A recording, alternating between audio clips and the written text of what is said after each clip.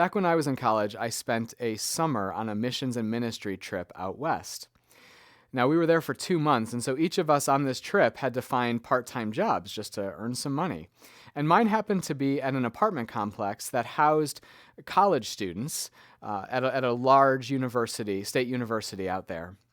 And we would do painting and cleaning and basic maintenance. Cleaning up after college students can be a little rough, and we were preparing these apartments for new students to move in the fall.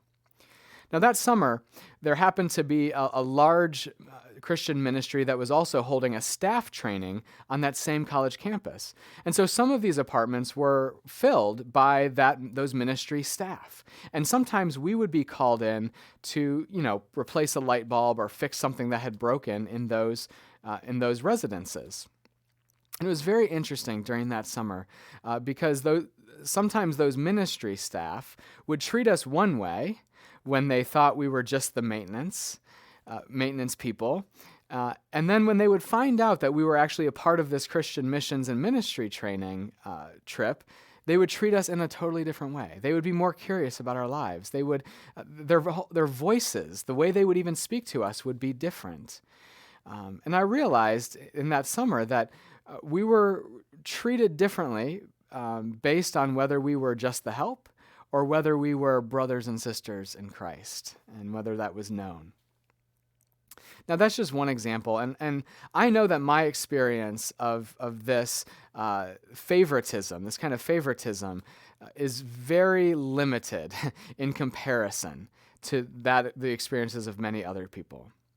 Who I am, how I look, the color of my skin, my education level, being a man, just the body that I'm in, mean that I am often given more honor and significance and weight beyond what I have earned or before I have earned it.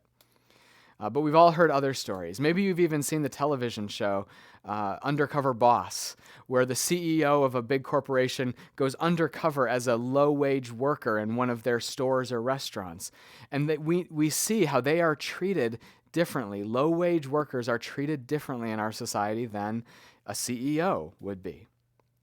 Or there's many stories that are like this one. In 2015, a black art professor in Boston was arrested and treated a certain way because he supposedly fit the description of a suspect in another crime. And no matter him pulling out his faculty ID or any of those things didn't change that fact because of what he looked like. It happens all of the time. And all of us do it too. We discriminate. We give weight to one person over another person, and sometimes that is because of their character, or we know them and they've earned that weight and significance in our lives. But other times we tend to choose to honor people simply because they are like us, or because they seem to benefit us, or because they dazzle us with external beauty or talents or success. It comes naturally to us to discriminate who we give weight and honor to. But ultimately, it's lazy. Ultimately, the work of our faith is to redistribute the weight, the significance, the honor that we show based on those things that God deems weighty and significant, based on those things that God honors. And the challenge today is that we are called as Christians to honor everyone, every human being. And we see this in 1 Peter chapter 2, verses 16 and 17. Peter writes, "As servants of God, live as free people, yet do not use your freedom as a pretext for evil. Honor everyone. Love the family of believers. Fear God. Honor the emperor." This is the word of the Lord. Thanks be to God. Now, turning back the pages a little bit in our biblical story from Peter's command to honor everyone and back into the Hebrew Scriptures, the Old Testament, we see that the Hebrew Scriptures are unique among ancient religious texts like this. In the ancient world, many different cultures told creation stories, and those creation stories were usually stories that justified the people's own tribe, their own empire, their own people. And oftentimes these stories would be used to validate the extra honor that was due to the emperor or the king or the ruling family or party. These stories were used to show how that particular ruler or that particular tribe could be traced back to the beginning, that they were somehow created by God in a special way, or they were divine in some way. But Genesis 1 through 11 tells a different story. It tells us a story that we all come from the same honored line. All human beings do. That God has given not just one family or leader or tribe a special honor, but the whole of humanity. And it is almost overwhelming to read these texts and to recognize, to look around us and see that all human beings are honored by God. The psalmist writes, and I'm going to read the whole psalm here. This is from Psalm 8. Listen to these words. O Lord, our Lord, how majestic is your name in all the earth. You have set your glory above the heavens. Out of the mouths of babes and infants you have founded a bulwark because of your foes, to silence the enemy and the avenger. Now listen to this in verse 3. When I look at your heavens, the work of your fingers, the moon and the stars that you have established, look around you. Look at all of the glory of the created world. He says, what are human beings that you are mindful of them? What are mortals that you care for them? Yet you have made them a little lower than God and crowned them with glory and honor. You have given them dominion over the works of your hands. You have put all things under their feet, all sheep and oxen, and also the beasts of the field, the birds of the air, and the fish of the sea, whatever passes along the paths of the seas. O Lord, our Lord, how majestic is your name in all the earth.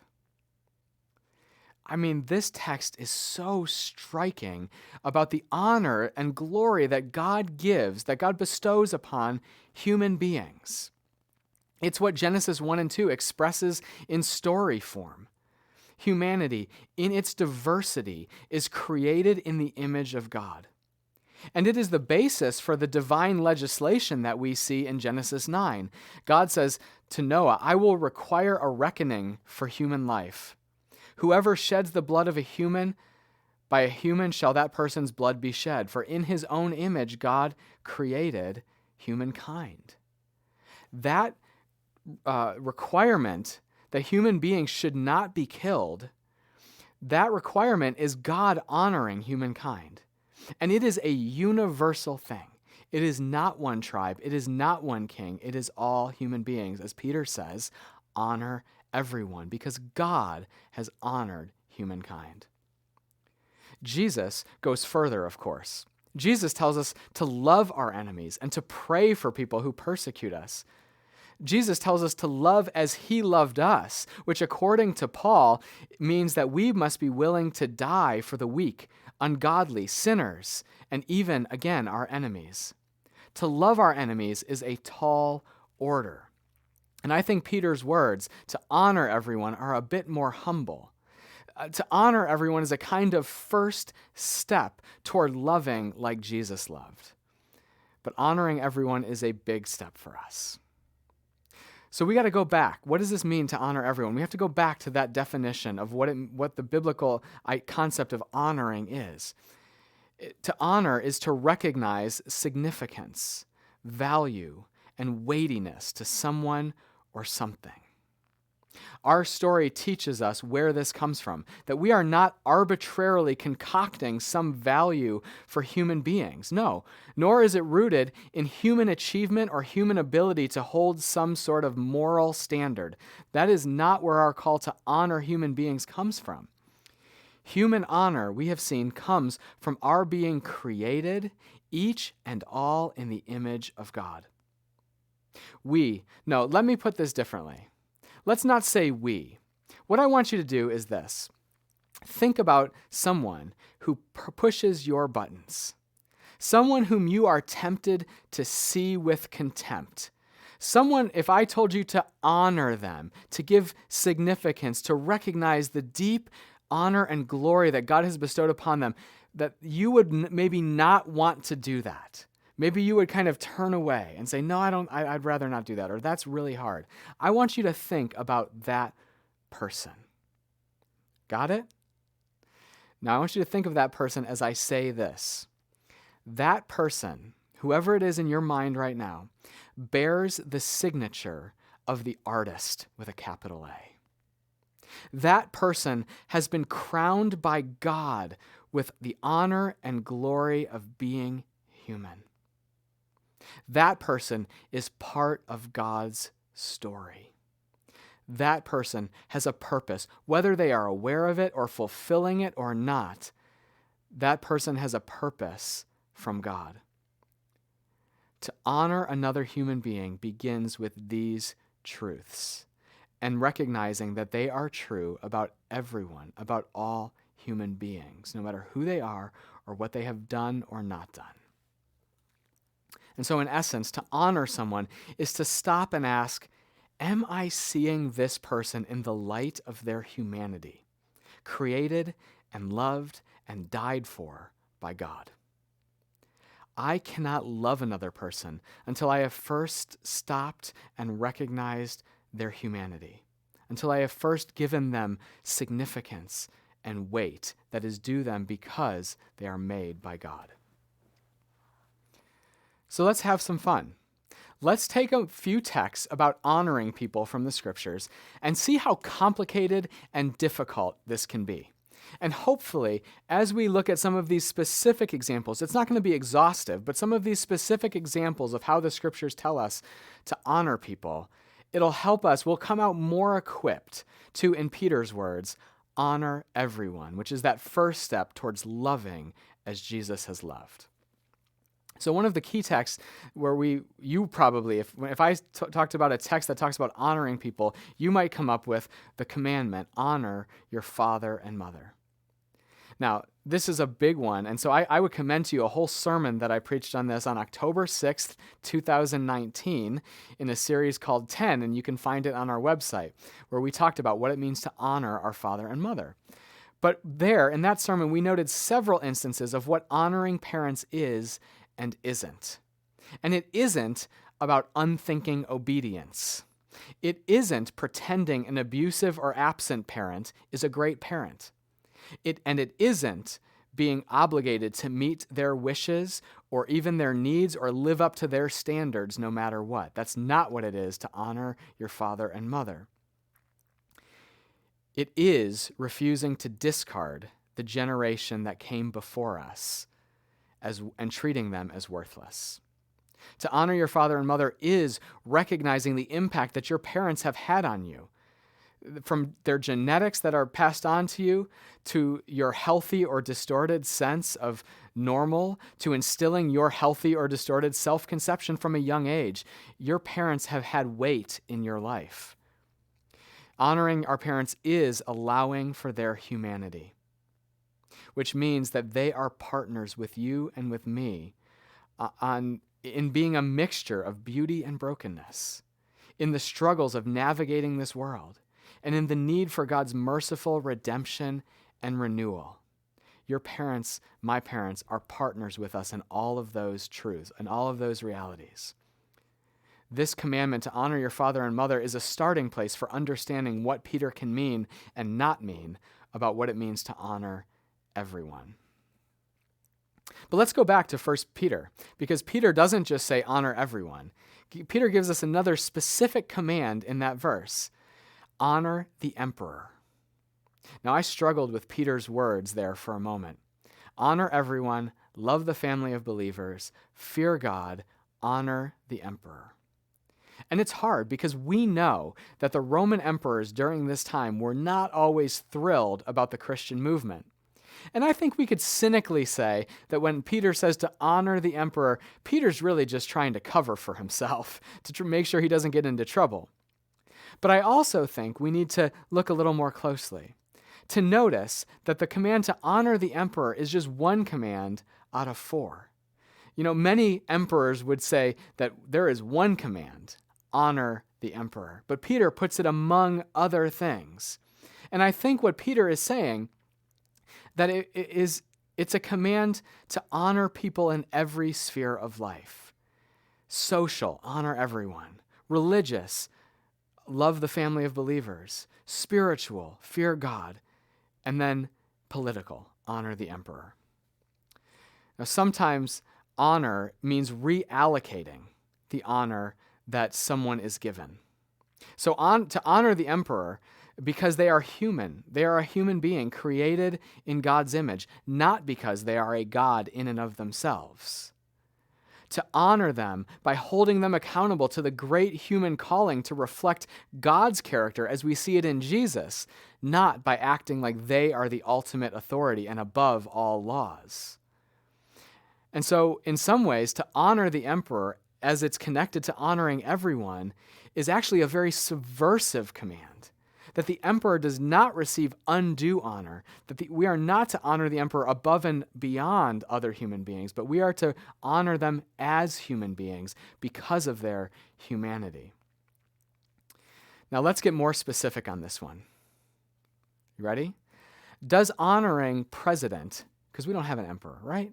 Does honoring President Joe Biden mean that we accept and follow everything he thinks, or turning a blind eye to proven flaws in his judgment or character? Of course not. Does honoring President Biden mean that we resist the urge to gossip, slander, and accuse when evidence is thin? Yes, it does.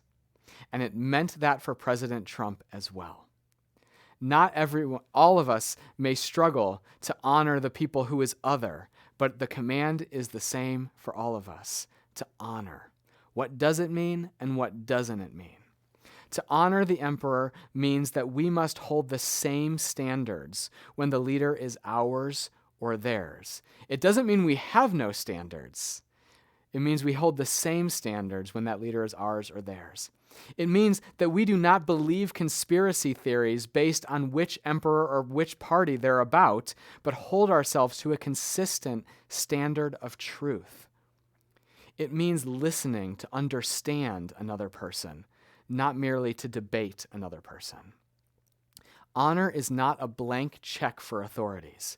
It is a discipline of affording them the honor up front that we are to afford all human beings by virtue of their being created in the image of God.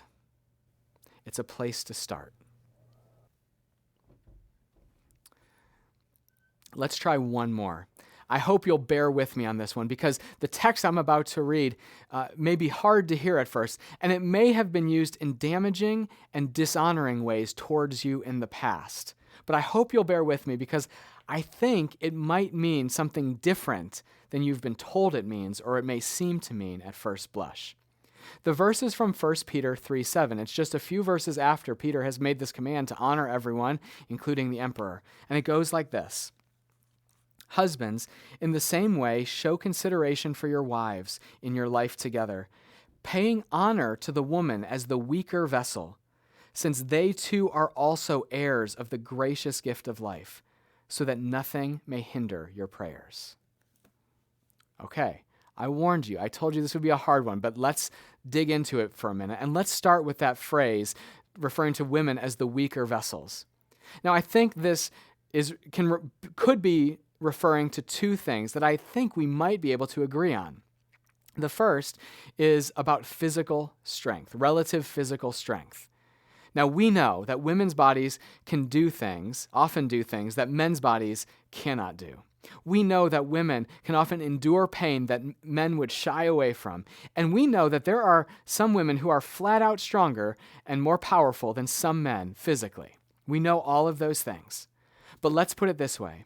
On average, in Peter's culture and in our own society, women tend to be the victims of physical encounters with men more often, more frequently, by far, than men are victims in physical encounters with women. So the first way Peter could be talking about this is as regards to physical strength. But he could also mean something else. That women, especially in Peter's obviously patriarchal society, that women simply had less opportunity to provide for themselves, less authority politically, and less freedom socially. None of this is good, and that's part of the point. What Peter commands is for husbands to honor their wives, to assign them the weight, the significance, the honor that they have by virtue of being children of God, rather than the lack of honor that they are assigned by their culture. Read that again. They too are also, they're equal heirs of the gracious gift of life. Our culture may treat them as less than, but God treats them as equal to, of the same value, honor, weight, significance. So assign them that value. Peter is saying that the honor God crowns human beings with is not based on physical strength, political power, or social position. And it is the work of the Christian to reassign honor by divine standards and not human standards. That's part of how we join that prayer, thy kingdom come, thy will be done on earth as it is in heaven, to redistribute the honor that our societies misattribute all over the place. I think this text could apply in many ways today, not just about the relationship between men and women in our society. We have to look around. We look around as Christians and we see who has our society honored and who has our society not honored. Whose voice has and has not been given weight. Whose lives have been more expendable than others. And it is our vocation to actively recognize the honor with which God has crowned those people who have been dishonored by our society. It is to proclaim their honor as human beings, regardless of what they have achieved or what gifts they have. And so this may look different in different contexts. So for example, I'm going to give 4 examples. Lauren and I, my wife, just watched the movie Hillbilly Elegy. And in one scene, there's a law partner who is at Yale recruiting law students for internships. And he makes a derogatory comment that demeans people from Kentucky or from Appalachia, which is J.D., the main character's home state. And we know that this is all too common in how many people look at communities in Appalachia and other rural settings. It is common in our society to dishonor, to give less weight and less value and significance to the lives and the voices that are coming from rural and particularly Appalachian settings, as opposed to those who come from cities or maybe more educated or from those lines of power in our country. And so that's one of the ways that we need to reallocate honor. We need to give different weight, redistribute the weight that we give to the different voices and lives in our society. We've also in our society seen historically how European cultures have dishonored the lives of African peoples, American Indian tribes, and immigrants from other parts of the world. There is a reason that Black Lives Matter is a slogan. It is an overt demand for the honor that is due all humans, but has too often been withheld by our society for those with darker skin and other cultures even outside the dominant culture in any given time and place.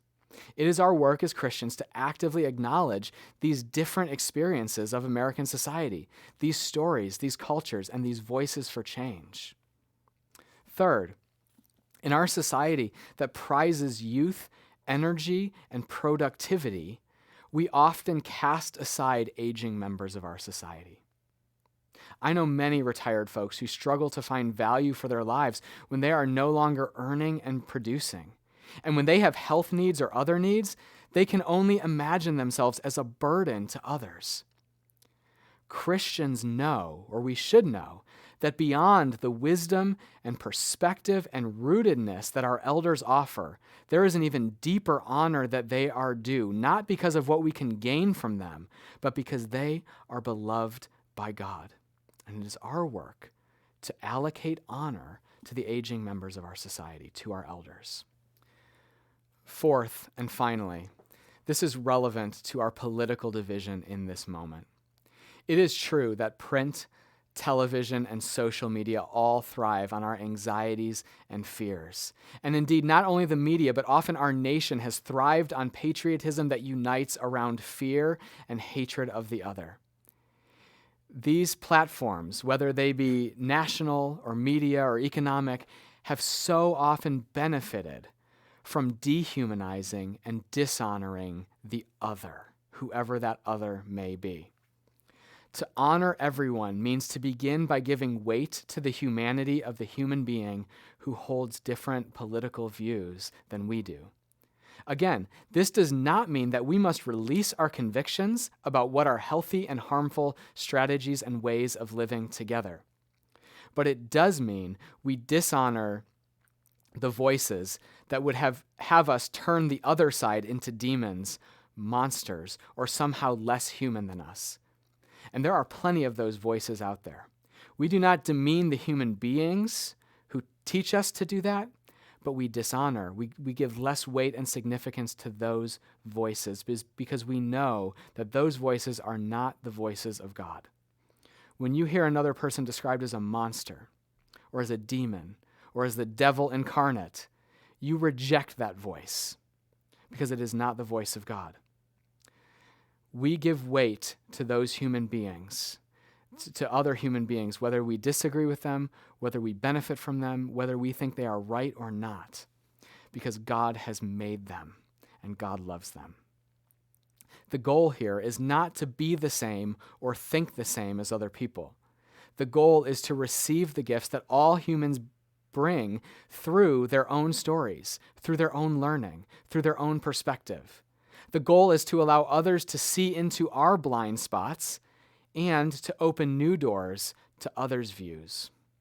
The goal is to be able to be human together, to see each other's humanity, and in recognizing our common humanity, to be motivated to join the Spirit in creating a more just, a more compassionate, a more grace-filled society that is more conducive to the flourishing of all God's beloved.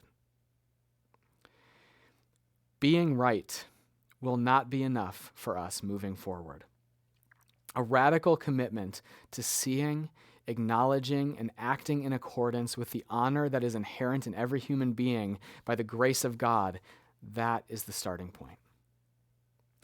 These are just a few explorations into what faithfulness to the call to honor everyone might look like for you and me.